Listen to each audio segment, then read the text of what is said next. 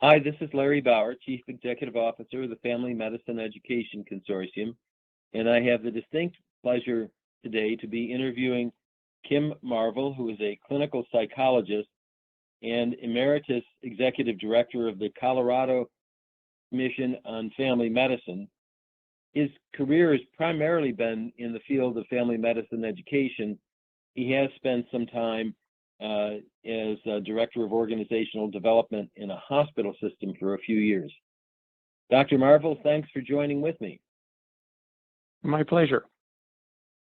So I'm excited. I read the book, Natural Facilitators, A Key for Successful Organizations, and I found it very useful. But before we get into the book itself, why don't you tell me a little bit about your background?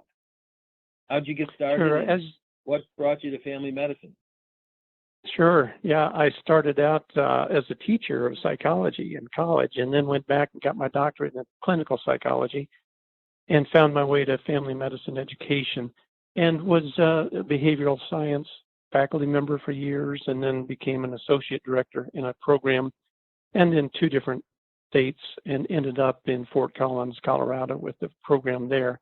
And the last 9 years, 10 years of my career was more in leadership positions, as you said, partly in the hospital as the organizational development director, but then the last 6 years was an association or network of family medicine residencies in Colorado as a director of that. So I would just summarize it to say there was some leadership experience, but also faculty and education experience mixed in. Great. So when you're speaking about natural facilitators, what do you mean by that? Well, I'm talking about people, unique people who are embedded in the workforce in organizations and in some families, and they have some unique characteristics that I think help that organization be more productive. And just breaking it down, the word facilitator is somebody who makes things easier. And that's the essence of somebody I'm talking about who works behind the scenes. They are not in a formal leadership or management position, but they seem to help get things done. And so the word natural is attached to that because typically these are people who are not trained to be facilitators. In fact, they fill a lot of different roles in organizations, but they just happen to have a natural ability to help smooth processes and get things done. That's why they're natural facilitators. And so, I think that the idea is that they're hard to identify sometimes. Unless you know what you're looking for, they may remain embedded and not as visible. And so part of the intention here is to identify who they are and the value that they bring to organizations. Could you give us some examples of natural facilitators? Yes, I'd love to. I have a couple of examples, and you'll see when I relate these stories that they are nothing fantastic. They're not these great stories of leadership, but they're very subtle, but they made a difference. One of them was when I was working in the hospital department. Twice a year, we would volunteer, the 7 of us, to go to the local food bank. And this one time, we were all assigned to organize. We had a big jumbled box of canned goods, and we were supposed to sort them out of the big pile of cans into individual boxes that were marked, such as soup or beans or chili or something like that. So your task was to sort through these cans, get an armful, carry them over, and put them in the right box. So we were all just chattering and talking, and I noticed after a while that Cindy was standing over there by the big pile of cans, and she was just rotating the labels so that you could read and see what was in that can. And she was doing that just on her own. Other people were coming over, and then they could quickly grab the similar cans to take over to the small boxes. Somebody said, kind of ribbing her, with humor, say, Cindy, why don't you get to work like the rest of us? And she continued, though, to rotate those cans, and all of us became more efficient. And it's just one of those subtle things that why did she think of us, the rest of us, to make us more efficient by turning those cans? that's a small example. Another one is I'm indebted to Larry Mauch for calling my attention to this article in the New York Times about a basketball player, Shane Battier, who played professional basketball. And he started in Detroit in high school and went to Duke for college. And then he played on 3 teams. He was not an all-star. He did not have the most points, the most rebounds. But when he was on the floor, his team had a higher winning percentage. So they started watching the subtleties of what he was doing, and he would block out other players on the opposing team so his own teammate could get the rebound, etc. So the high school coach said, Shane has some uncanny ability to make others around him play better. And that's another example in sports, somebody who doesn't stand out, but if you watch carefully, you see that others and the whole team does better when they are present. And the last example I give is my own mother, Fran. When we would have family gatherings, maybe a family reunion, families are organizations, very complex organizations. We would have relatives from rural Oklahoma and Colorado or Kansas come to Colorado, and they would be quite uncomfortable at the beginning as people were gathering. I just watched my mom do these subtle things that help people feel more comfortable and join in conversation. She would greet people with a friendly manner. She was not that outgoing. She was very subtle about this. She would help prompt conversations between people. She would arrange chairs so people would be able to talk more easily. She would leave the room, come back in with a snack. People smiled more when she was around. There was more laughter. She had a little wit that she would throw into conversation. So her ability to facilitate was very subtle, and you had to watch her to see what she was doing. But family gatherings were more effective when she was involved. So those are 3 quick examples, very diverse situations.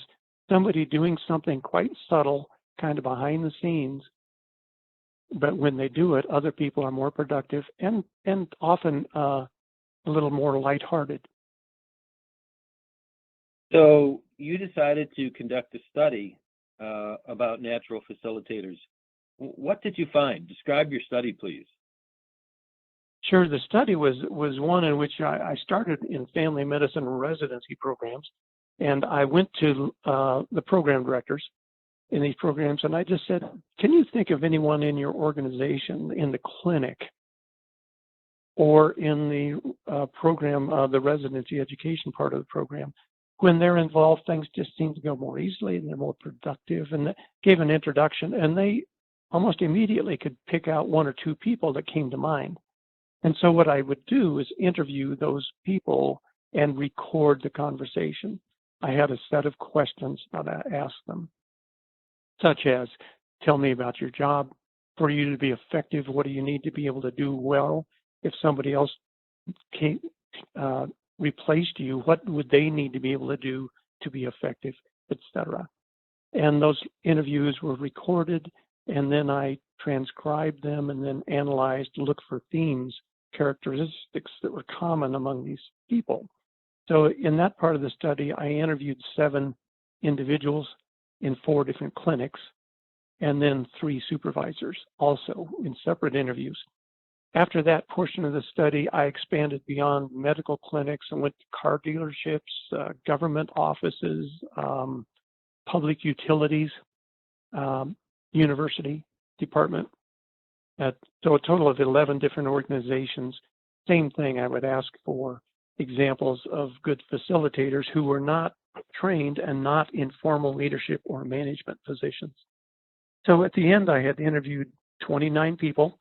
17 of those were deemed natural facilitators by leaders, and then 12 were with supervisors. And so at the end of that, I really identified common characteristics, and I had a colleague who looked at my coding categories and kind of confirmed that she saw the same things when she would listen to a recording. So we had fairly high reliability. And so that's how I came about with the categories that are described in the book. And so can you describe those characteristics of the natural facilitators? Sure. And I identified 7 ultimately. And the criteria for inclusion was that they would happen in at least half of the interviews.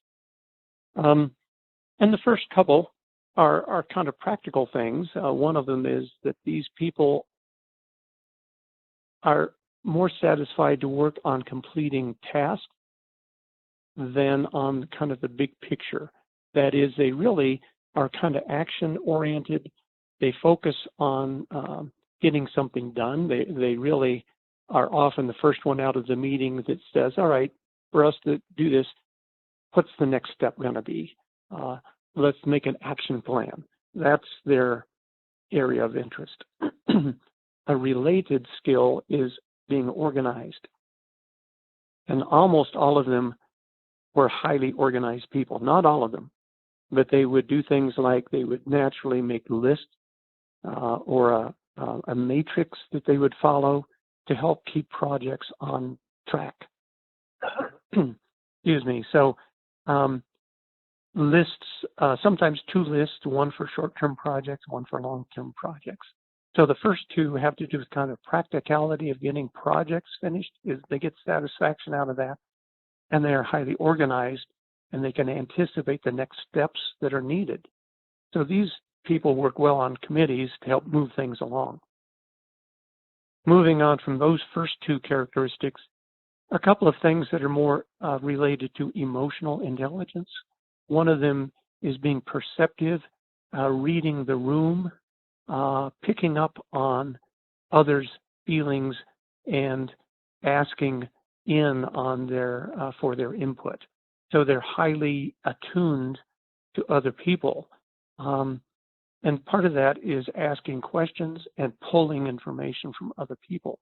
So they're probably more adept at getting information from others than pushing information to others, like trying to influence them or giving their opinion. They're more likely to watch and listen and draw out people. The fourth one, related again to emotional intelligence, is remaining calm, kind of a emotional self-management. They would characteristically talk about being in control of their emotions. They didn't get stirred up.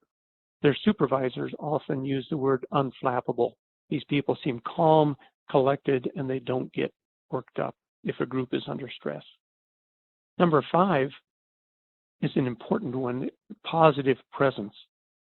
So this is people like to be around them. They are well-liked. They kind of make things a little lighter. They often introduce some humor. So I initially had the term positive energy, but that's a little misleading. It's kind of like they need to be extroverts to have energy. This is more of a lot of these are introverts, but they are pleasant to be around. They smile a lot, and people like to have them on a team. Number 6, genuine caring. They really are loyal to an organization. They care about the mission.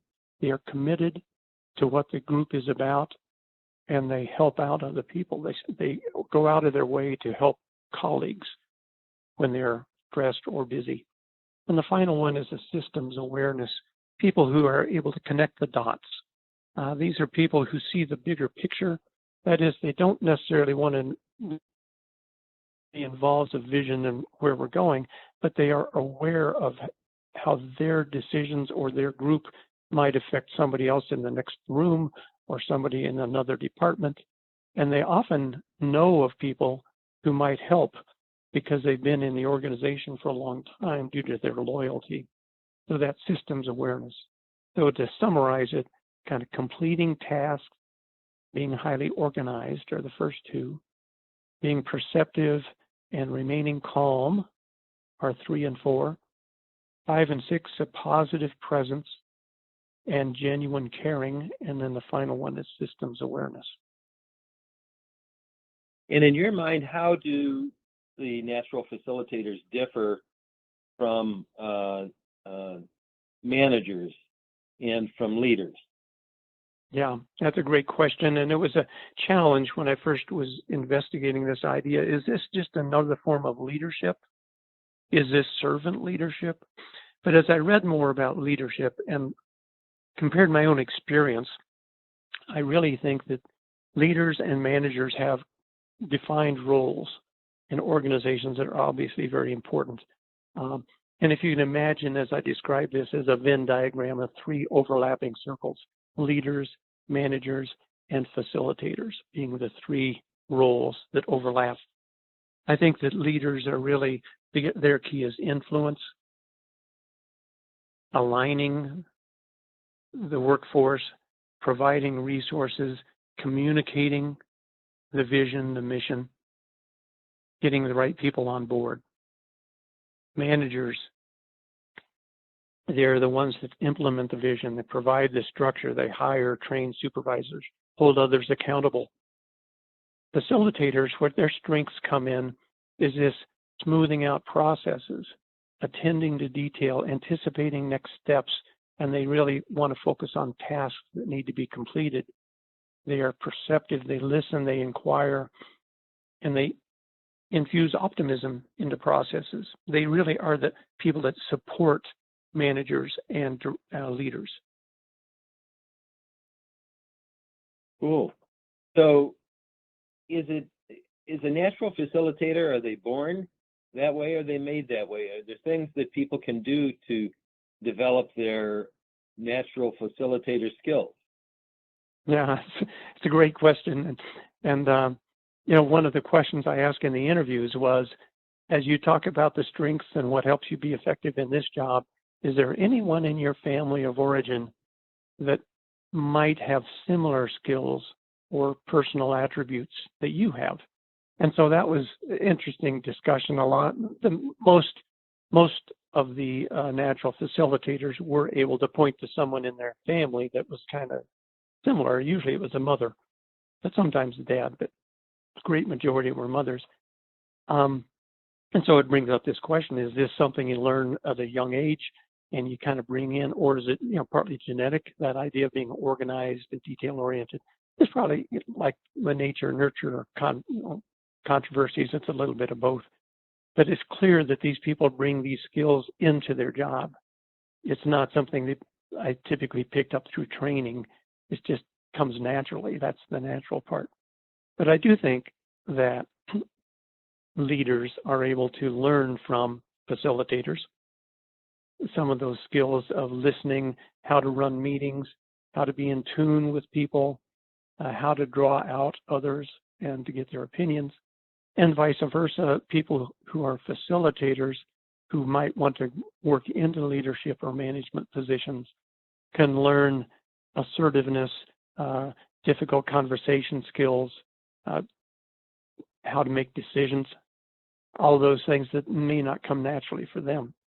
So I do think they can, one other interesting thing is I did ask the natural facilitators if they were aspiring to be leaders. The majority of them did not want to be managers or leaders. And that's an important point in that we don't, sometimes leaders or managers would see someone like a facilitator being effective and just automatically try to move them into management or leadership. It may be that they would be most effective, the facilitators, by staying in their position and not loading them with management or leadership duties, but allowing them to use their strengths. But I do think that those who want to move into leadership can learn skills just as leaders can learn from facilitators. So why do you think it's important that system leaders understand the value and role of natural facilitators? I think one thing is, just as I was saying, that leaders need to identify facilitators, recognize them in their organization, and show appreciation for what they do. It's been unfortunate in my experience sometimes in organizations that things are moving along and then somebody retires or leaves or takes a different job. And suddenly people are saying, hey, how come that's not working anymore? And so it's in retrospect, they realize that someone was doing some things that made things work. So I think the idea that if you can recognize natural facilitators in the organization and provide feedback and guidance, or at least value what they do in the evaluations, and maybe in hiring, look at some of these characteristics and say, we are looking for people who have some of these 7 characteristics because we want people who will help facilitate processes. And then, as I said before, leaders should be aware that they shouldn't always naturally promote or move someone like that into a leadership or management position.